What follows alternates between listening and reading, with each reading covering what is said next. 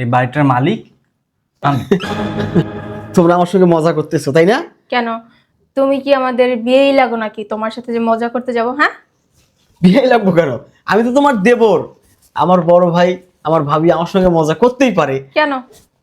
আমি তো মজা করার মতো কারণ দেখতেছি না, রিজন দেখতেছি না। হ্যাঁ, কেন তোমার সাথে মজা করতে যাবো? এটা তোমার বাড়ি না, এটা আমাদের বাড়ি।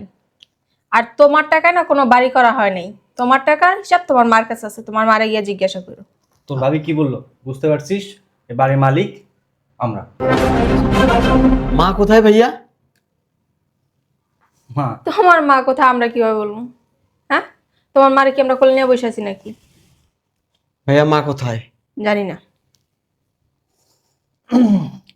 তোমার মার যা চরিত্র, ওই মহিলা আবার বাড়িতে থাকতে পারবো? আমার মায়ের চরিত্র নিয়ে কথা বলছেন আপনি? কি বলবো? আমি বুঝতে পারতেছি। ও তোমার আম্মা করতে পারবে আর এই, আপনি কথা বলবেন না। আমার মা কোথায়? যার নামে চৌরাস্তায়। আমার মা কোথায় ভাইয়া? এই যে সাউন্ড নিচে, এটা ভদ্রলোকের বাড়ি।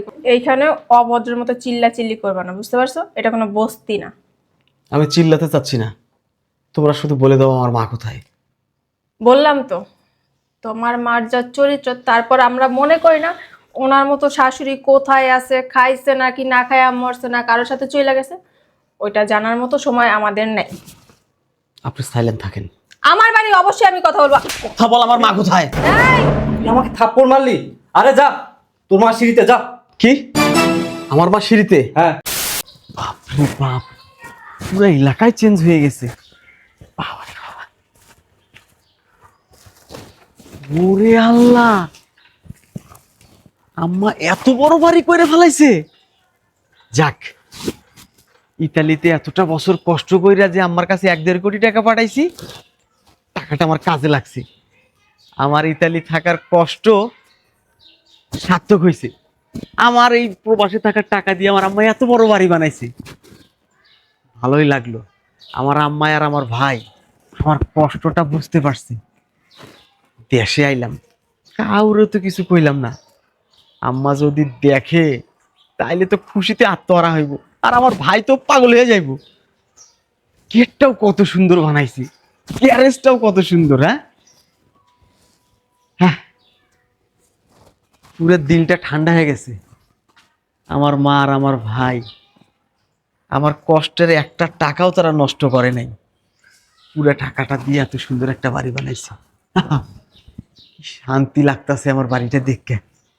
যাই, মার ভাইরে একটা সারপ্রাইজ দেই।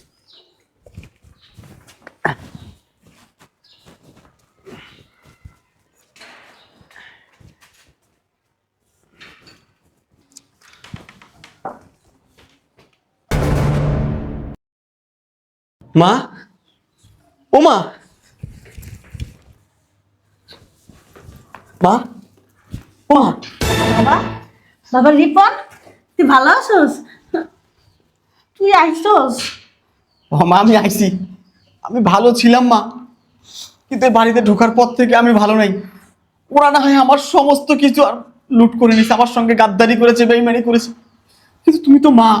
তুমি তোকে 10 মাস 10 দিন পেটে রাখছো, ওকে কষ্ট করে মানুষ করছো, ও তোমাকে বাড়ি থেকে বের করে দিল মা। বাই করে দিব না? আমি তো মা, আমি তো তোর লগে বেমানি করছি বাবা। হার ভাঙ্গা পরিশ্রম কইরা এত কষ্ট করে প্রবাসীতে টাকা পাঠাইছস, সেই টাকা তারে দিছি আমি। আমি তারে দিছি, বলছি আমার ছেলের জন্য একটা সুন্দর দেখে বাড়ি কর। আমি তো জানতাম না সেই বাড়ি কইরা সে লোভে পড়ে যাইব, সে বাড়িওয়ালা সাজবো। আমি তো তা জানতাম না বাবা। মাগো, আমরা যারা প্রবাসী আমরা কষ্ট করতে জানি মা, আমরা দুঃখকে হজম করতে জানি। ও আমার টাকা পয়সা বাড়ি আত্মসাৎ করেছে, তাতে কি হয়েছে মা? আমি তোমাকে তো পেয়েছি, তুমি মা আমার পাশে থাকলে, তোমার দোয়া আমার সাথে থাকলে আমি এরকম বাড়ি একটা নয় আরো 10টা বানাতে পারবো। কিন্তু মা, ওকে একটা শিক্ষা না দিলে আল্লাহ আমার উপর মাইন্ড করতে পারে। আসো মা, তুমি আমার সঙ্গে আসো, আসো।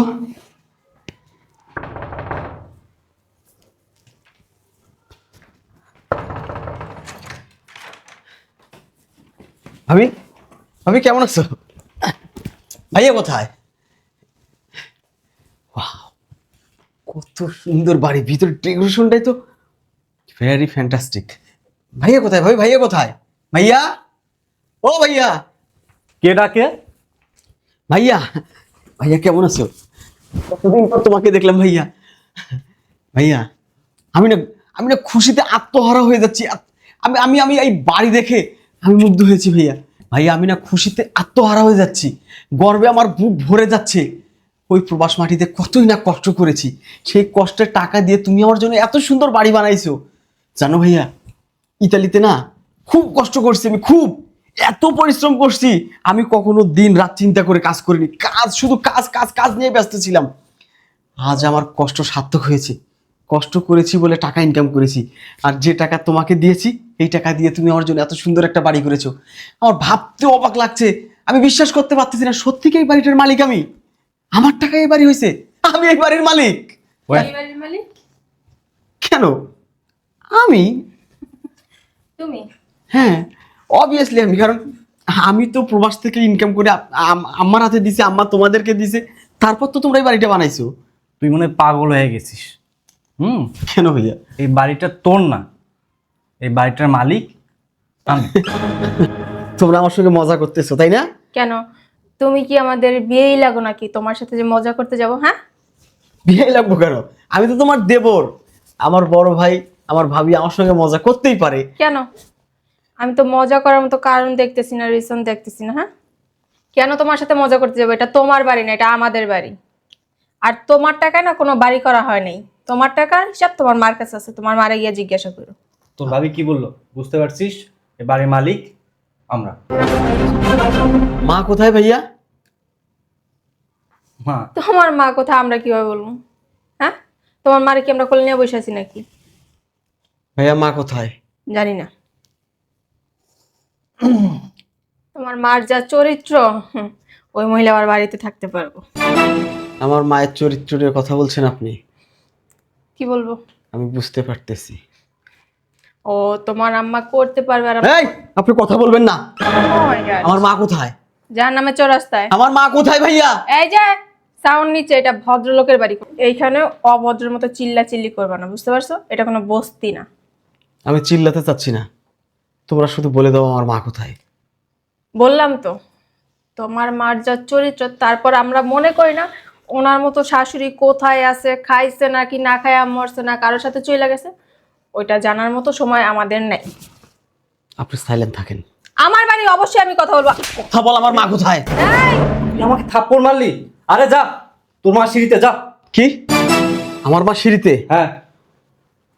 আমি আসতেছি, আসতেছি আমি। মা, ও মা।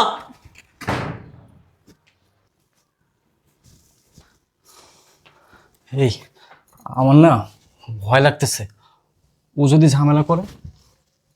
কারণ বাড়িটা তো ওর টাকায় করছি আমরা, এটা তো সত্যি। বাড়িটা ওর টাকায় করছো, কিন্তু বাড়ির দলিল কার নাম হয়েছে? কেন তোমার নামে? দলিলটা যখন আমার নামে, তার মানে বাড়িটাও আমার। হ্যাঁ, তাই তো, তোমার নামই তো। তাহলে ও ঝামেলা করলে কি হবে? হ্যাঁ, ঠিক কথা বলছো। ও ঝামেলা করলে কোনো যায় আসে না তো। দেখি ও কি করতে পারে, কি বালটা ছিঁড়তে পারে। চলো ভিতরে চলো, অযথা ভয় পাচ্ছি। আর কোনো ভয় নাই, যা হয় হবে। আসো মা, আসো। কই গেলা তোমরা? ভাইয়া, কিসে চিল্লাইতেছো কেন? তোমাদের কাছে আমার একটা প্রশ্ন। তোমরা আমার সমস্ত টাকা আত্মসাৎ করেছো,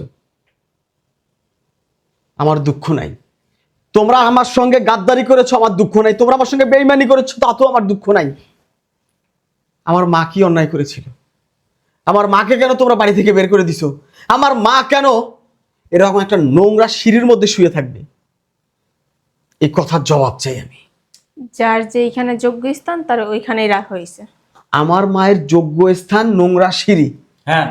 আর তোমার কাছে আমি এত কৈফত কেন দিতে যাব? কে তুমি? হ্যাঁ, হ্যাঁ, এখন তো আমি কে এটাই প্রশ্ন হয়ে দাঁড়ায়।